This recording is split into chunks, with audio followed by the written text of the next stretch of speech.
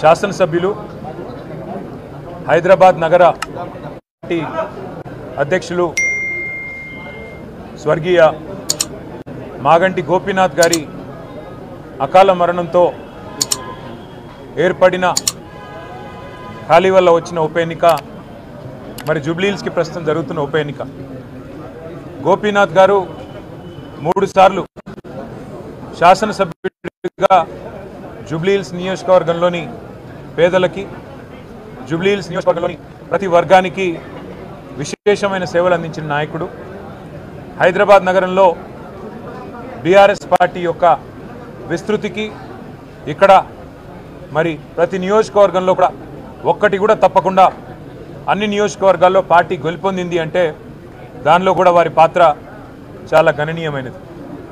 ఇవాళ మా కుటుంబంలో, మా బీఆర్ఎస్ కుటుంబంలో ఒకడైన గోపీనాథ్ గారి మరణంతో ఆ కుటుంబం బాధపడుతుంటే ఆ కుటుంబానికి ధైర్యంగా అండగా నిలబడాలనే ఉద్దేశంతో పెద్దలు మా పార్టీ అధ్యక్షులు, తెలంగాణ తొలి ముఖ్యమంత్రి కేసీఆర్ గారు గోపీనాథ్ గారి సతీమణి శ్రీమతి మాగంటి సునీత గోపీనాథ్ గారికి మళ్ళీ టికెట్ కేటాయించి వారి గెలుపు కోసం ఇవాళ దాదాపు రాష్ట్రంలోని ముఖ్యమైన నాయకులందరినీ కూడా జూబ్లీహిల్స్లో పనిచేయాలని చెప్పి ఆదేశించడం కూడా జరిగింది. అంటే ఒక్క కుటుంబ సభ్యుడు మాలో దూరం అవుతే ఎట్లా పార్టీ మొత్తం వారికి అండగా నిలబడుతుంది అనడానికి ఈ ఉదంతమే ఒక ఉదాహరణగా నేను మీకు చెప్తా ఉన్నాను. ఇవాళ మాగంటి సునీత గోపీనాథ్ గారు ఆమె ఒక వ్యక్తిగా కాదు, పార్టీగా ఈ ఎన్నికను మేము ఎదుర్కోబోతా ఉన్నాం. ఈ ఎన్నిక జరుగుతున్నది కూడా వ్యక్తుల మధ్యన కాదు. ఈ ఎన్నిక జరుగుతున్నది 10 ఏళ్ల అభివృద్ధికి 2 ఏళ్ల అరాచకానికి మధ్యన జరుగుతున్న ఎన్నిక. 10 ఏళ్ల పారదర్శక పాలనకు ఈ 2 ఏళ్లుగా జరుగుతున్న అవినీతి పాలనకు మధ్యన జరుగుతున్న ఎన్నిక. 10 ఏళ్ల రైతు బంధు పాలనకు 2 ఏళ్ల రాబంధు పాలనకు మధ్యన జరుగుతున్న ఎన్నిక. ఇది వ్యక్తుల మధ్యన జరుగుతున్న ఎన్నిక కాదు.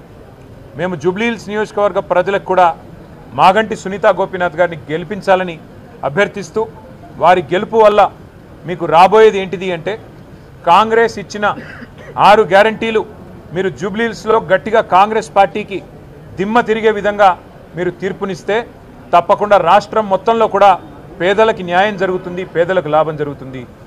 1,67,00,000 మంది ఆడబిడ్డలు ఎదురు చూస్తూ ఉన్నారు ఈ ఆడబిడ్డ గెలుపు కోసం. ఆ 1,67,00,000 మంది ఆడబిడ్డలు నెలకు 2,500,000 రూపాయలు ఏదైతే 100 రోజుల్లో ఇస్తామని చెప్పారో 2 ఏళ్లు గడిచినా ఇవ్వకపోతే వారందరూ కూడా అసహనంతో ఉన్నారు, కోపంతో ఉన్నారు. ఈ ఆడబిడ్డ గెలుపుతో తప్పకుండా మాకు నెలకు 2,500,000 వస్తాయని చెప్పి వారందరూ ఆశిస్తూ ఉన్నారు. వయసు మళ్ళిన పెద్దలు నెలకు 4,000 రూపాయలు వస్తాయని చెప్పి కాంగ్రెస్ పార్టీ ఇచ్చిన గ్యారంటీ కార్డును చూసి మోసపోయిన వారు ఈరోజు ఆశిస్తూ ఉన్నారు. మాకు 4,000 పెన్షన్ రావాలి అంటే మాగంటి సునీత గోపీనాథ్ గెలవాలి, కేసీఆర్ గారు మళ్ళీ రావాలి అని చెప్పి వారు కోరుకుంటా ఉన్నారు. అట్లాగే 2 లక్షల ఉద్యోగాలు అని చెప్పి మోసపోయిన మా తమ్ముళ్ళు, మా చెల్లెళ్ళు కోరుకుంటా ఉన్నారు. ఇవాళ మన అభ్యర్థి మాగంటి సునీత గోపీనాథ్ గారి గెలుపుతో కాంగ్రెస్కు కనువిప్పు కలుగుతుంది. కాంగ్రెస్కు చెంపపెట్టు లాంటి తీర్పునిస్తేనే ఆ 2 లక్షల ఉద్యోగాలు మాకు వస్తాయని చెప్పి మా తమ్ముళ్ళు, చెల్లెళ్ళు భావిస్తూ ఉన్నారు. ఆటో అన్నలు తిరగబడుతున్నారు. మాకు సంక్షేమ బోర్డు అన్నారు, నెలకు 1000 రూపాయలు అన్నారు, మా కడుపు మీద కొట్టారు ఈ కాంగ్రెస్ వాళ్ళని చెప్పి వాళ్ళ ఆటో అన్నలు ప్రార్థిస్తున్నారు. మాగంటి సునీత గోపీనాథ్ గెలవాలి, కేసీఆర్ రావాలి, మళ్ళీ మా ఆటో కార్మికులకు మంచి రోజులు రావాలని వారు బాధపడతా ఉన్నారు. వాళ్ళ హైడ్రా అరాచకంతో హడలిపోతున్న హైదరాబాద్ బస్తీ వాసులు, బాధపడుతున్న వాళ్ళు, ఎప్పుడు వచ్చి రేవంత్ రెడ్డి బుల్డోజర్ శనివారం ఆదివారం వచ్చి ఇల్లు కూలగొడుతుందో అనే భయంతో బిక్కుబిక్కుమంటున్న పేదలు వామ్మో హైడ్రా అంటూ, వామ్మో కాంగ్రెస్ అంటూ ఇవాళ మళ్ళీ మాగంటి సునీత గోపీనాథ్ గెలవాలి, గెలిస్తేనే ఈ ప్రభుత్వానికి బుద్ధి వస్తుంది, ఈ అరాచకం ఆగుతుంది అని వాళ్ళు కూడా కోరుకుంటా ఉన్నారు. అట్లాగే హైదరాబాదులో నిలిచిపోయిన కేసీఆర్ కిట్లు, మూతపడుతున్న బస్తీ దవాఖానాలు, ఆగుతున్న 20,000 లీటర్ల నీళ్లు, ఫ్రీ వాటర్ ఆగిపోతూ ఉంది. ఇవాళ మళ్ళీ బిల్లులు వస్తూ ఉన్నాయి. ఇవన్నీ చూసిన తర్వాత హైదరాబాద్ నగర ప్రజలందరూ ఒకటే అనుకుంటా ఉన్నారు, ఈ 2 ఏళ్లలో ఒక్క ఇల్లు కట్టలేదు రేవంత్ రెడ్డి ప్రభుత్వం హైదరాబాద్లో. కేసీఆర్ ఇచ్చిన 1,00,000 డబుల్ బెడ్రూమ్ ఇళ్ళు కనబడుతున్నాయి. కేసీఆర్ ఇచ్చిన 1,00,000 పట్టాలు జీవో నంబర్ 58, 59 కింద పేదలకు ఇంకా గుర్తున్నాయి. కేసీఆర్ ఫ్రీగా ఏదైతే ప్రాపర్టీ ట్యాక్స్ లేకుండా 65 గజాల లోపు ఏదైతే మరి మినహాయింపు ఇచ్చారో అవన్నీ కూడా గుర్తున్నాయి. వాటి వల్ల తప్పకుండా మళ్ళీ కేసీఆర్ గారి అభ్యర్థులకి ఎట్లా అయితే 2023లో గెలిపించామో ఒక్క సీటు కూడా కాంగ్రెస్కి ఇవ్వకుండా మళ్ళీ అట్లే గెలిపిస్తామంటున్నారు. దోకా తిన్న మా మైనారిటీ అన్నదమ్ములు ఎవరైతే ఇవాళ మా ఎమ్మెల్యే లేడు, మాకు ఎమ్మెల్సీ లేడు, మాకు ఒక మంత్రి లేడు ఈ ప్రభుత్వంలో, మా గొంతు లేదు ఈ ప్రభుత్వంలో అని బాధపడుతున్నారో వారు తయారుగా ఉన్నారు. దోకా ఇచ్చిన కాంగ్రెస్కు మోకా మీద దెబ్బ కొట్టడానికి వారు రెడీగా ఉన్నారు. అట్లాగే ముమ్మాటికి ప్రతి వర్గం ఇవాళ పేదలు, బలహీన వర్గాలు 42% రిజర్వేషన్ అని చెప్పి గొంతు కోసినందుకు, చెల్లని జీవో ఇచ్చి మోసం చేసే ప్రయత్నం చేసినందుకు బీసీలు కుత ఉడుకుతున్నారు. వాళ్ళు కూడా బుద్ధి చెప్పడానికి రెడీగా ఉన్నారు. ఎల్లుండి బంధుకాలు కూడా పిలిపించారని తెలుస్తూ ఉన్నది. కాబట్టి ఇవాళ ప్రతి వర్గం వీళ్ళు వాళ్ళని కాదు, దళిత బంధు అని మోసం చేసి అభయ హస్తం అని చెప్పి 10 లక్షలు కాదు 12 లక్షలు ఇస్తామని చెప్పి మోసం చేసినందుకు దళితులు కుత ఉడుకుతూ ఉన్నారు. ఈ రకంగా అన్ని వర్గాల నుంచి మద్దతు వెల్లువెత్తుతున్నది. మా అభ్యర్థి సునీతా గోపీనాథ్ గారు మంచి మెజారిటీతో తప్పకుండా గెలుస్తారన్న విశ్వాసం మాకుంది.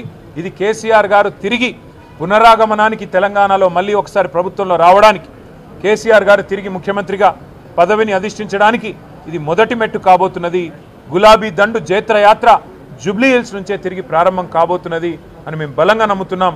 తప్పకుండా ప్రజల దీవెనలు మా అభ్యర్థి సునీత గారికి ఉండాలని చెప్పి పార్టీ సమిష్టిగా వారి గెలుపు కోసం పనిచేస్తుందని చెప్పి కూడా, అట్లాగే మీడియా మిత్రులకు కూడా దయచేసి మీ ఆశీర్వాదం కూడా మా అభ్యర్థికి ఉండాలని చెప్పి కూడా అభ్యర్థిస్తూ, మరి వారి గెలుపు కోసం శ్రమిస్తున్న ప్రతి ఒక్కరికి కూడా పేరు పేరున ధన్యవాదాలు తెలియజేస్తూ, జూబ్లీ హిల్స్ నవంబర్ 11 నాడు కారు గుర్తు మీద ఓటు వేసి మాగంటి సునీతా గోపీనాథ్ గారిని గెలిపించాలని మళ్ళీ ఒకసారి కోరుతూ మీ అందరికీ నమస్కారం. ఇప్పుడు మేము నామినేషన్ బయలుదేరుతా ఉన్నాం.